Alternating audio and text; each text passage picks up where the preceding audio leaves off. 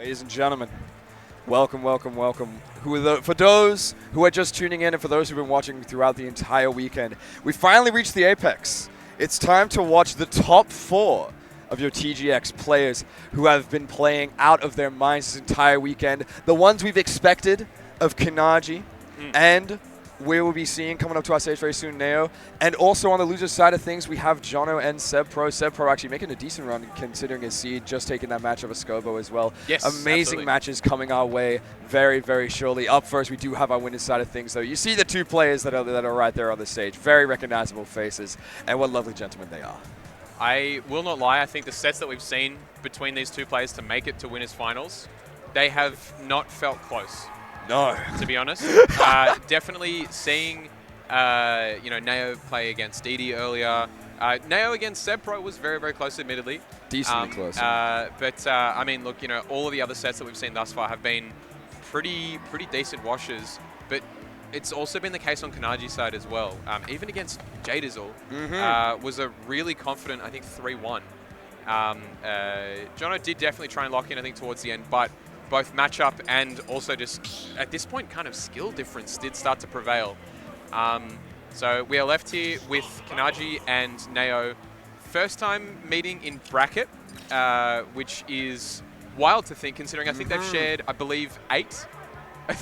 I think they've shared 8 brackets over the course of the last year or so. Cafeteria Cup is immediately the first one that comes to mind. Kinaji placing 5th. And Neo placing 3rd. If Apollo Kage didn't get that reversal with the forward air, these guys would have played against each other. That is how close they've been to meeting in bracket. Exactly. Both players of very high skill level here that we're about to see go head to head in your winners final side of things. And you wouldn't have it any other way for a tournament of this. It is why the Kinaji has finally been able to get his seed over Jono. It's the first time, and I kind of feel bad for the man. It's the first time that he has been seeded over the Australian #1, and yet Neo's here. Yeah. He's the man to beat. You've done so well to reach the top of Oz, but now we have our international talent coming out as well, so you just have to do that one step further. Definitely has the potential, and it's something I like to think of every single player that we have left in this top 4. They all have the potential to take the sets over Neo. It's just whether you can do it twice. Kinaji is our Sisyphus, and right now, Neo is the boulder. We finally got to the top of the hill, and there's just an even bigger boulder at the top of that fucking hill. Damn. I like that don't remind us of that set from Potty in the chat. It was a very sad set to see, but there's no sort of spike like that on the side of Corrin. So we'll have to see if Kinaji is able to make this snake pick work. I was watching as the man was viewing Neo versus Hurt as a way to study this sort of matchup. He really wants to be able to take it here, but it's not looking too good off of the start. Neo finding a lot of hits on Kinaji, just trying to get back out of this disadvantaged state. Now, if you cast your mind back to that set at the Cafeteria Cup, the following set between Kinaji and Apollo Kage was Apollo Kage and Neo. That was a 3-0 for Neo. Yes, sir. In terms of a matchup that a lot of current players think is a -3, they think that Snake is the worst matchup in the game when it comes to this character, and yet Neo just makes it feel even somehow. Who knows how he does it, but he does it well. I mean, for the longest time, I think Neo's been considered that sort of Snake killer as well. Players like Hurt, players like Apollo Kage, they've really made some pretty decent quick work of them. But I don't know. Kinaji, ever the different beast. Might be looking to prove us wrong. Truly a beast in this position right now at 165%. Still hitting with the explosions, but that up air, such a great combo tool, and at the high percents, such a great kill tool. It's a does every job in the book. Now, it's going to be interesting to see as well. I think down throw is going to be such an important tool from Snake here. Really being able to read your opponent, I think it's going to be such an important factor in taking these stocks with things like up tilt, forward tilt, things like that. There we go. Speaking of which, there it comes, trying to punish that nair that Neo did. A rising nair as opposed to his usual falling nair to start up a combo. But I believe you can start combos with the rising nair as well. It's just unfortunate that Kinaji was ready for it. Almost ready for it. A sneaky recovery kill option there with the F smash. Wouldn't have taken the stock, but definitely would have put fear in the heart of this current player here as he's now sitting at 68%. Looking a bit beaten up right now.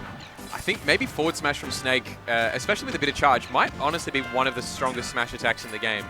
I mean, look, when you fire a small rocket into the ground at point-blank range, it's going to hurt, right? You do not want to get hit by that whatsoever. It's not the best situation on either side of things in there right now. Trying to see if he can get this F smash. Finds it. It's a tricky situation to find stuff in with that active hitbox lying there. If you've done the neutral getup and you get hit with that little 2-frame, there's nothing you can do besides SDI and pray.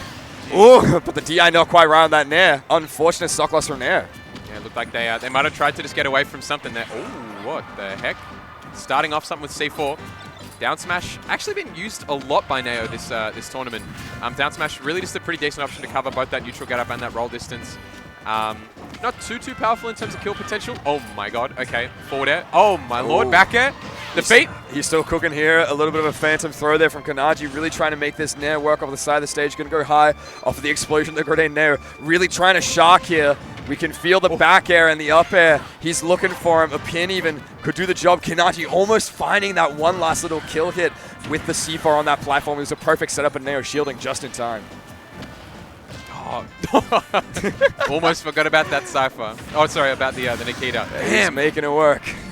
Maybe a very quick up throw. Might have been a bit of a DI check there. Kinaji does have a really decent % lead here. It's going to be up to Nao to try and convert something. It is never over till it's over with a player of Nao's caliber. He can hit you with insane amounts of combos. Not finding it there off of the forward air. That is your combo start. If you're going to make it work, a grenade. Again, stopping Nao from building up this % on Kinaji. He's in such a great position right now. You just really need to close it out. 169. Can we recover? The answer is no. What a great coverage there by Nao to try and use that Dragon Fang shot to stop Kinaji from getting that Nikita. But a little too late on it, unfortunately. Kinaji manages to at least read that jump there with the Nikita, stealing off Nao's first stock and first game as well. He's the top of Oz at the moment, but the underdog when it comes to this set, and the underdog has taken game 1 on PS2. There were some interesting situations throughout that entire game, though. A lot of times when Nao was kind of just getting caught with explosions and positions you wouldn't really expect. It's gonna take a while to lock in. It's thankful that we're working on a best of 5 at the moment, because otherwise these players would just be throwing out mix-up after mix-up and they wouldn't be able to see what happens next. For sure. I think Snake is going to be such a difficult character to adapt to, I think, just on the fly as well. It's all well and good that Nao has been known to really take it to him, the other Snake players. But, I mean, if you haven't played Snake all day, then you're going to have to figure it out, and quickly as well, because Kinaji does have that lead in winners finals. Looking to figure it out again on PS2, not feeling like the stage was the issue, it was just the play. And that's something I was talking about Nao the entire time. Today he was saying that Australia, or Australian players in general, have such a different mash. We have a very different neutral when it comes to the game. So if it's something you need to adapt to versus a Snake of Apollo Kage from the US, of Hurt from Japan, right now we have Australia's best who's coming up to bat, and he's doing quite a good job. I think one thing that Kinaji is so confident in that not many other players, even of the character, can compete with is the aggression with Snake. I think, yeah, the use of normals as well. Grenades are all well and good, but the use of normals is almost unparalleled. Truly. Everyone's often known Apollo Kage as one of the more aggressive players out there.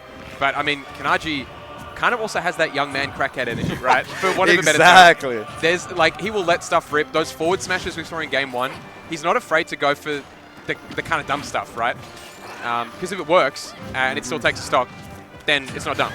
If I'm not getting punished, then it does not matter on that up tilt. Kinaji taking the first stock in this game to Nair. Really going to have to lean in and lock in against this player. Or not. He's just going to SD. We're back to even, baby. Let's go. Here we go. Just keeping it nice and competitive is Kinaji. Don't quite know what the reasoning was for the SC. Might have just been a little slip. I think there's a bit of tricky grenade play happening down the bottom blast zone there, When there's so much tech on this character and so much movement that you want to apply, sometimes you just miss a button. And I was talking to him when he was using the Shulk as well. He was saying there was a lot of misinputs in the match that he was able to take previously. And if he's misinputting here, it's not what you want to see. Nao is a player who's not going to let you get away with it. For sure. I mean, thankfully, at least, the only misinput that we've really seen was purely of his own accord. Exactly. So it was not something that kind of really cost him stock or anything that Nao sort of didn't let him get away with. He just kind of SD'd. You're still in a very decent position. You've already got yourself the percentage lead once again off of that SD, keeping the mental alive. Kinaji showing exactly why he's the #1 in Australia as of the moment. Really trying to give it to the foreign talent, but it's the Shark of Nao that's going to come into play at the moment. Already going for this Dragon Fang. Finds a back air. What will we see next? Oh, great air dodge. Ah, ooh, okay. What a weight. Bit cheeky as well. Not only a weight, but a reversal too. Just sending that up air on the way back in.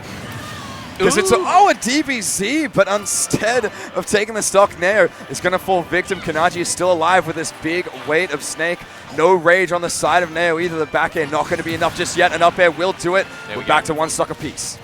Now PS2 does have a decently sized stage, but top blast zones are still pretty small actually. So up air is still going to be a really big factor for Corrin. Blast zones are ones to play around with. It's the stage that's big, but the blast zones, if you're near the edges, can be a bit small.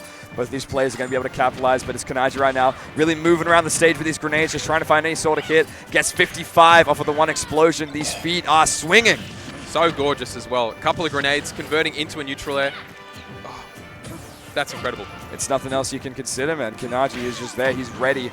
The reaction times for when he does finally get the explosion. As a Snake player, you're always setting up grenades just for the slight chance that you get the explosion. Unable to find the conversion there of the up air Neo. Going to be able to capitalize. Trying to find a back air to take these stocks. Pin is out. A first hit of F-tilt. Not going to be able to take it just yet. The up tilts are swinging, though. You know he's in that range. Oh, no! Oh, no. The Dragon Fang shot. Not yet. I feel like that wasn't a fully charged Dragon Fang there. He did get the stun shot, but maybe he wasn't expecting to let it hit. Again, Kinaji surviving against the pin. It's a last hit situation. Who's going to get it? It's Neo. What an up air. That rainbow up air, yeah, just covering such a nice high, but also just massive space. I think, yeah, maybe Kinaji getting a little too antsy for a couple of those stocks there. You can see that Kinaji's looking for so many defensive options from Neo, none of which are coming out though. So whatever the plan is that Kinaji has in his head, I think he's going to have to adapt it really quickly. Because Neo currently hasn't given him any reason to go for these panic rolls, these panic spot dodges. You know, the sort of lazy air dodges to the ledge or to the stage. Still very close nonetheless. But I think whatever the plan is that Kinaji has, it will have to adapt, I think, before Neo starts to run away with it. And knowing of how close the matches have been so far, we always, in the back of our minds, we do have to think that Kinaji does have a shulk if he wants to bring it out. But just given how much he's studied, specifically this matchup of Snake versus Corrin, you know he really wants to make it work. And we're going to see if he can make it work into this game 3. Back same stage, same attitude, same need to take this match. It would be such a confidence booster as well for Kinaji to be able to take a set with Snake against a player who's been pretty heavily professed as one of the best anti-Snake players. Notorious for it indeed.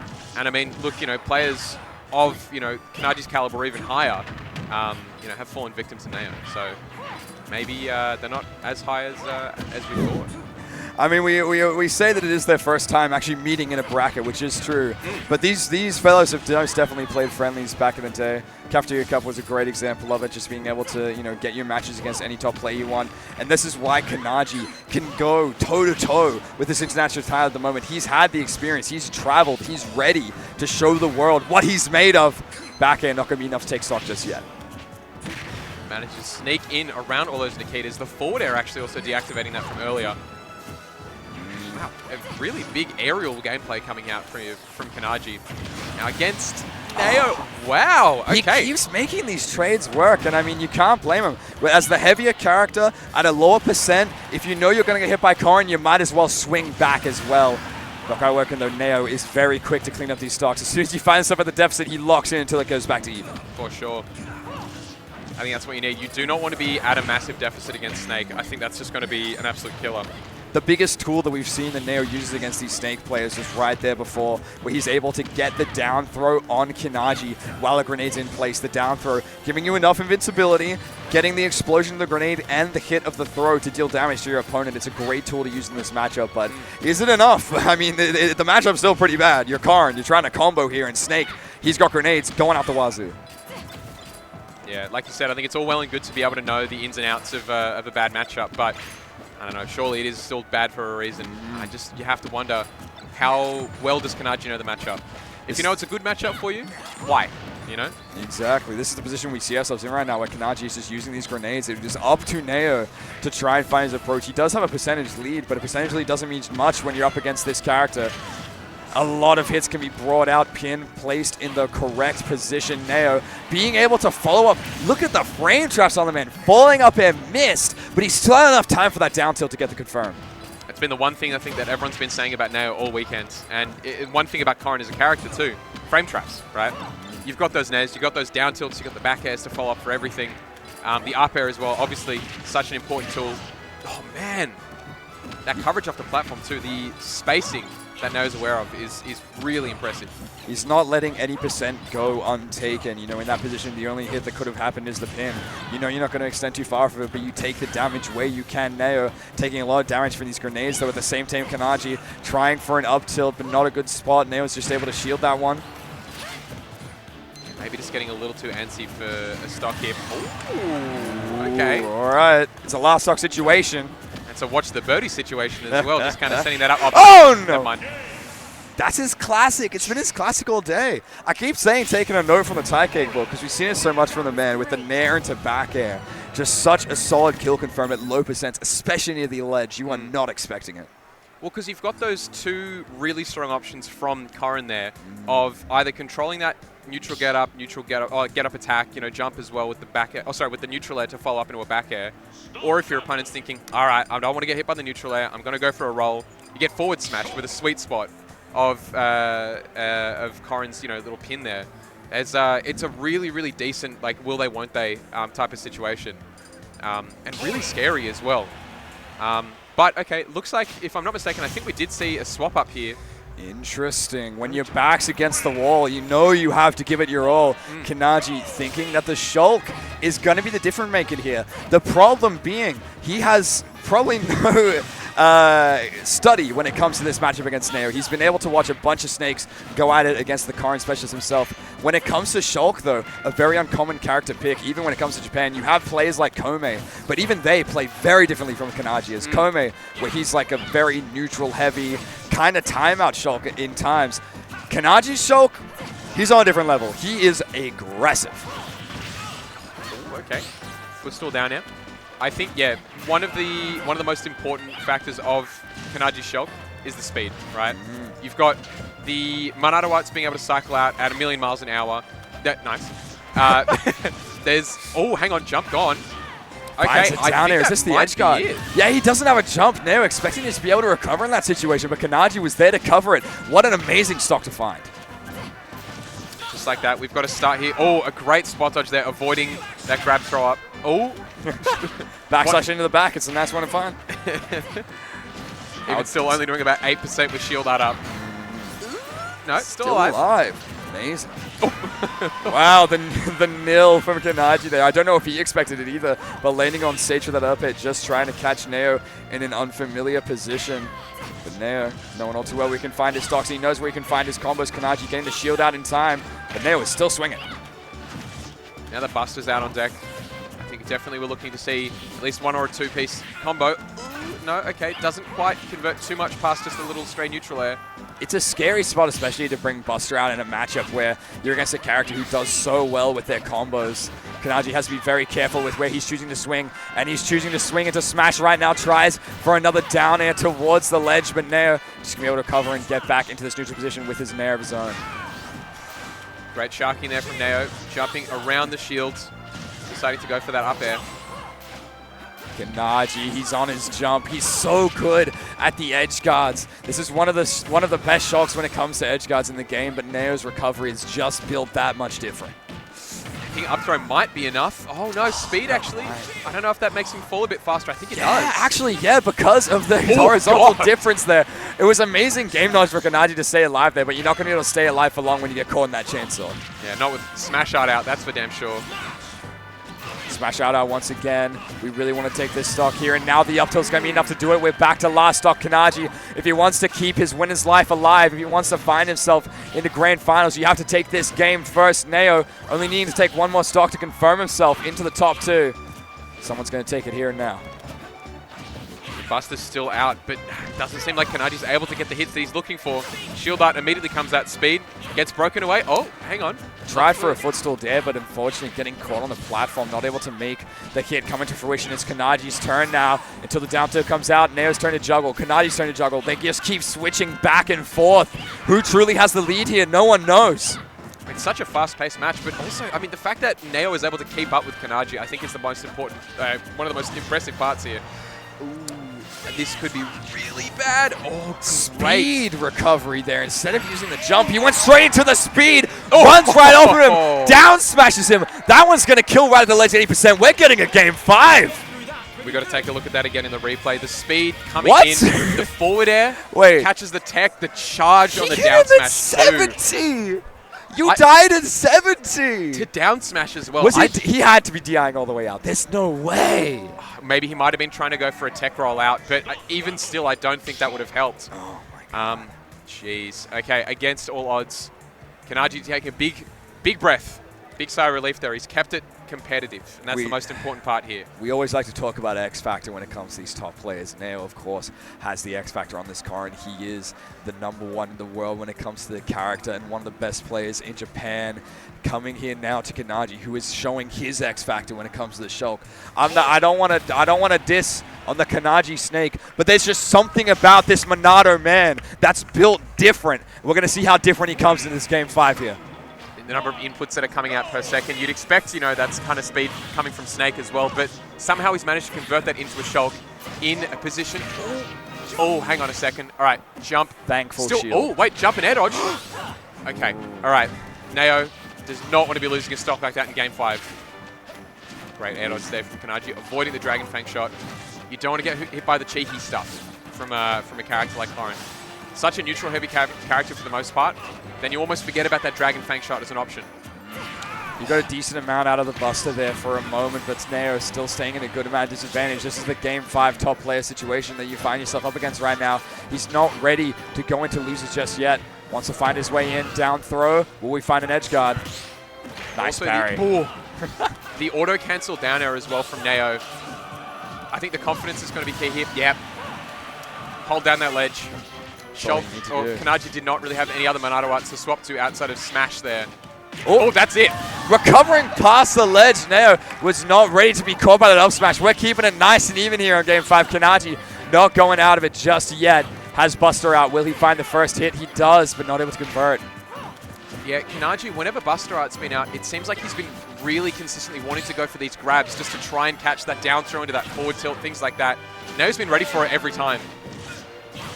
Ready for it indeed, as he now finds himself in a situation of even percents. Neo, though, had his turn at the juggle, but grabbing in the wrong direction. We found no roll, and Kinaji's already on a roll with these F smashes. If he's able to make one of these land while Smash Out is out, you can see he's putting it back in the pocket. He's waiting for it to recharge. He needs that Smash Out in the right positions. But speaking of positioning, Neo has been holding onto that platform there and really just holding that position so well. The back air, the up air. I mean, that very specific area is very much his. Woo. Getting away from that forward smash. Oh my lord. Jump here to make himself back to the stage. Kinaji trying his best to get back to the ledge trap of this Corrin, but it's not enough. Those wings are big. He's on his last stock right now. Last stock of winners, potentially. If Neo is able to clutch it out, but a forward air from Kinaji, still not enough. A down air will do it though. It's a last stock game 5 situation from these two players. Who's gonna take it? Cannot get closer than this Artrix. Oh my gosh, hang on, shield has already come out. A lot of percent has been tacked onto Kinaji. He needs an opening. Neo just needs to start confirming something here. Once the Buster Art comes back on deck, you know your boy's gonna be ready. He has speed, double up air right now, has Neo in the air, continues the juggle with a bit of an air slash, has it on to 35. Will we see? Oh, he picks a jump now. Where we're gonna use with it.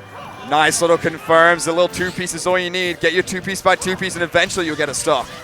Up B out of shield. The damage is getting closer by the second. Oh, the crowd is on their feet. Everyone is watching. Will this edge guard happen? The F smash, no, was not the option to go for. They were going to be able to make back the stage. Charge on it. Shield comes out. We're good. What's next? Rolling back. More hits coming Oh, through. Shield no. is nowhere to be seen. They're going to have to be waiting just a little bit longer. Smash art. Oh, he gets it! F2 gets it with the Takes pop-up as well! Kinaji is going to be taking it. He's going on to Grand Finals, taking it over Neo. Good on that boy. He may not have been seen #1, but he most definitely feels like it. Number 30 in the world, dropping to Australia's newly minted *1. Oh my Asterix, god. he was sick that day, so I mean,